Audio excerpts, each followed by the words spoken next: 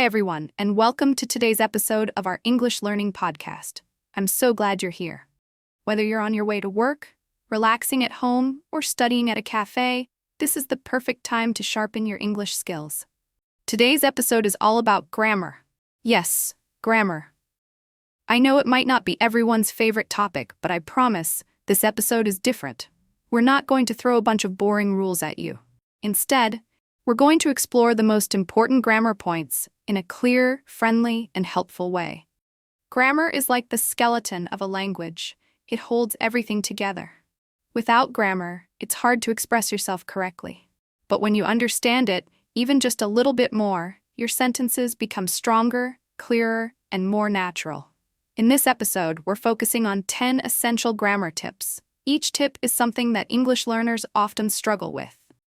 And we're going to take our time. One person will explain each tip, giving examples and details, so you can really understand how to use them in everyday conversation. So if you've ever felt confused about verb tenses, articles, or making negative sentences, don't worry, you're not alone. And today we're going to help clear things up. This is grammar without the stress. All right, let's dive in and start learning. Hello and welcome to another episode of our English Learning Podcast. I'm Clara. And I'm James. Today, we're focusing on one of the most important parts of learning English: grammar.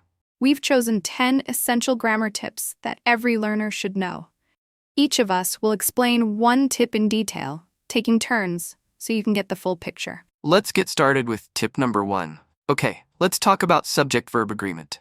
This just means that the verb must match the subject in number, singular or plural.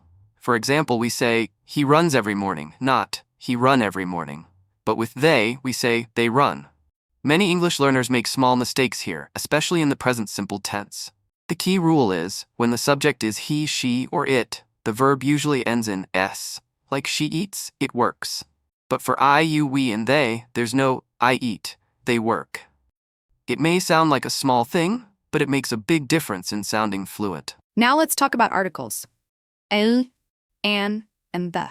These little words are easy to forget but super important in English. Use a or an when talking about something general or something mentioned for the first time. For example, I saw a dog in the street. If I talk about the same dog again, I'd say the dog was barking. Use an before vowel sounds like an apple or an hour. Even though hour starts with an H, it's about the sound, not just the letter.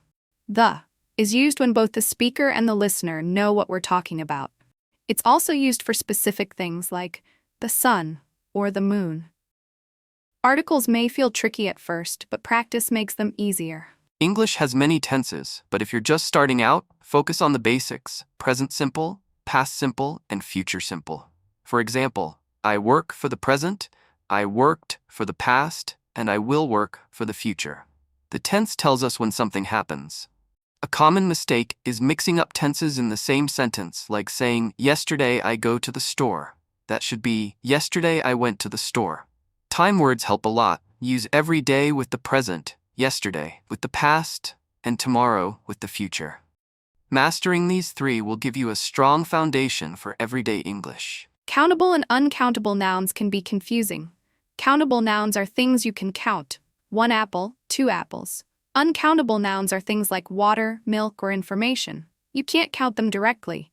So you say some water or a glass of water, not 2 waters. With countable nouns, we use many. How many books do you have? With uncountable ones, we use much. How much rice do you eat? Some nouns change depending on how we think of them. For example, coffee is uncountable, but a coffee can mean a cup of coffee. Learning these categories helps you form correct sentences. In English, making questions usually involves changing the word order and using helping verbs. For example, the sentence, you like coffee becomes, do you like coffee? We add do and flip the subject and verb. In the past, we use did. Did she go to the party? For questions with be verbs, like is or are, you don't need do.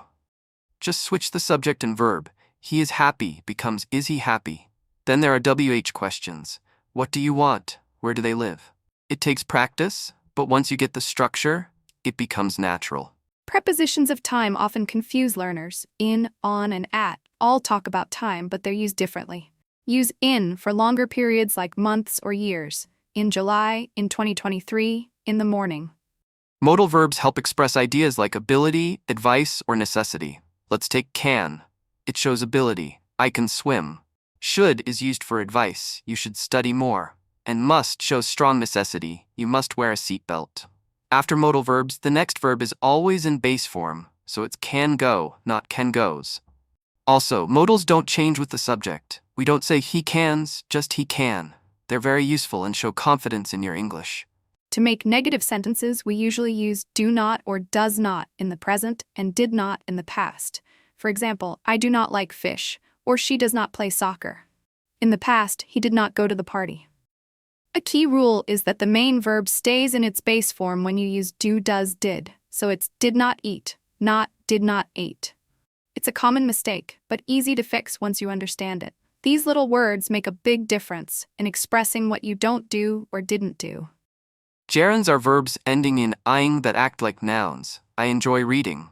Infinitives are to plus the base verb, I want to read. Some verbs are followed by gerunds, like enjoy, avoid, finish.